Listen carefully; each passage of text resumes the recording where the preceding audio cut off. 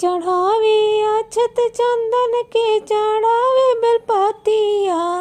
आओ भोला जी के चढ़ावे भंगवत रवाई हो भोला जी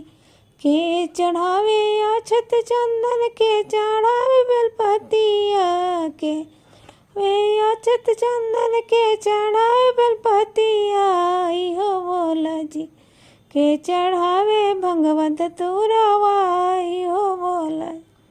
पंडित चढ़ावे अक्षत चंदन पुजारी चढ़ावे बेलपतिया पंडित चढ़ावे अक्षत चंदन बेलपा पुजारी चढ़ावे बेलपतिया हो भोला जी हम चढ़ाई नर के भांगिया धतुरवा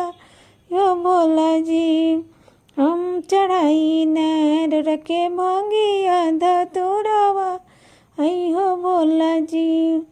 के मांगे आना दाना के मांगे दहिया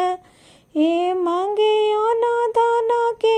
मांगे दहिया आई हो भोला जी के मांगे दर आवाय आई हो भोला जी के मांगे सनावाई हो भोला जी। पंडित मांगस आना दान पुजारी मांगस दहिया पंडित कसे आना धन पुजारी मांगस दहिया आई हो भोला जी हम मांगी दरस हवाई आई हो भोला जी हम दरस नवाई आई हो भोला जी कहिया देम दरस नवा हो भोला जी।